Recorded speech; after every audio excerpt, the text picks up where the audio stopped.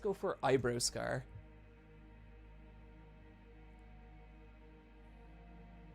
Hello, hello. Hey, eyebrow scar, how's it going? Long time no talk. Long time no talk indeed. It's I'm very happy to be here. yeah, it's really great to have you again. How you been? Yes, I've been very fine actually. Good. Um, So but just didn't to get tell people, I guess like eyebrow scar is one of the first people I met like on the internet like that reached out. Are you guys still doing the GARcast? yes, we do. How's it going? We all have been quite busy recently with real life. We only had a few episodes per year, Hmm. so not a lot going on. But I still have 2 podcasts that I'm editing right now. Oh, nice. Or, new stuff is coming. That's we are cool. also we're also still noodling on about 350 subscribers. But yeah, we're doing fine. We have a chill Discord. We have a good time. With Yeah, the I mean, lads. like, you know, if you're enjoying it, like, that is the main thing with this shit, you know? Absolutely, cannot agree more. But yeah, I always remember, like, I think you were one of the first people to ever, like, ask me to be on, like, anything, and it was, like, really a shock to me. I was like, someone I don't know wants me to do something? But I remember, like, recording that episode, and, like, everyone was, like, really chill, and it was just a really nice time. Yes, I remember it as well because for us it was very exciting as well. I think you were our first proper official guest. Yeah, because So you guys had just started, right? yeah, I think we were less than 100 subscribers. So we Hmm. were exceptionally chuffed that such a big YouTuber would humble us with a bit of a presence. I don't think I was that big back then or anything. I think like I had like a couple of thousand subscribers or something. I don't remember. I think so, yes. Somewhere around there. God, that sure Um, does feel like a long time ago now. Yeah, it does. Yeah, I remember it being a very good time. Hmm. We even talked about wrestling back then, where I remember you being very happy about it. Yeah, I think if I am in any room or any circumstance for any length of time, I will start talking about wrestling eventually. It just naturally occurs. Yeah, like my birthday is coming up, and like I have arranged with one friend, like they don't have to get me anything. They just have to watch my favorite match with me, and I'm so excited about that. Whether they like it or not, they will watch it with you. Well, you see, I've trapped them because it's my birthday. Oh, I bet they're watching this stream, and that was... Anyway, moving on. But yeah, how's it going? Was there anything you wanted to bring up or talk about? Well, first of all, if Pop Tart Kitty is still in here, I just want to say, don't worry about your voice. I'm also quite a tall woman with a deep voice. But normally people are very happy to hear me say, oh, it sounds so chill and friendly, or yeah, so don't worry about it. Have a big shoulder pat from me. It'll be fine. A And your big voice shoulder absolutely pad lovely. pat. That's awesome.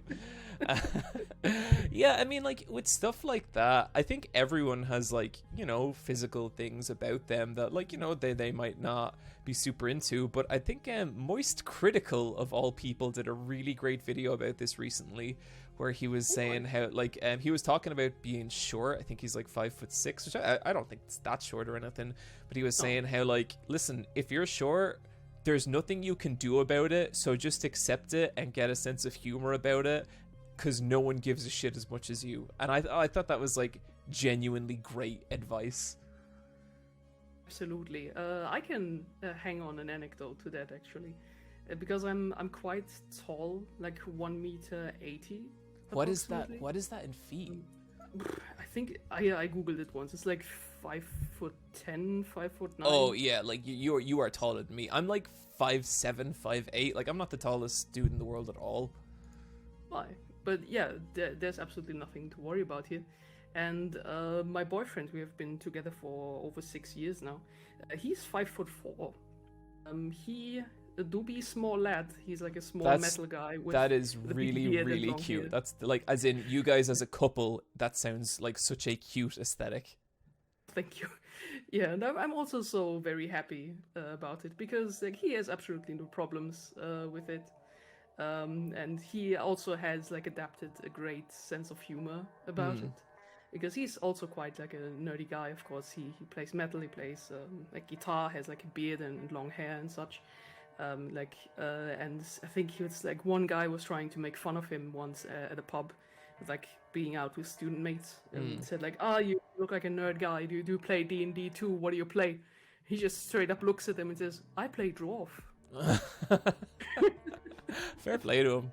I had a guy stand up at a panel once, and I was taking questions, and he stood up and he just goes, I was like, hey, what's your question? And he just goes, hey, I can't believe I'm taller than you. And silence. And I was like, is that really your question? And he was like, yeah, man. And I was like, well, thanks for that. Like, what the fuck else could I say, you know? But yeah, but yeah. I mean, like, I think, you know, I'm not gonna get that weird bone stretching surgery because I don't give a shit. No. But I think there is a lot of power in just being like, hey, this is the way I am, and it's totally fucking fine. And I think, yeah, it's like you get cool with that, and most other people will be as well. And anyone who wouldn't, like, is that a person you'd want to hang out with, you know? Yeah. And also, I've also come up with a few retorts myself. Because I noticed some women actually can get quite up in arms about it. So sort of saying like, yeah, the guy must be taller than me or something. I don't know, maybe, yeah, okay. But sometimes I don't understand why they say that to my face. How is that socially acceptable? I think with stuff like that, to me, that is much more about like shit going on with them than you. Like this is kind of weird to talk about, but like sometimes I get that from other guys, but not about like height shit, because I'm like not that tall, but like I'm in like reasonably good shape. I am in the shape of someone who, you know, works out like, you know, 5 or 6 times a week.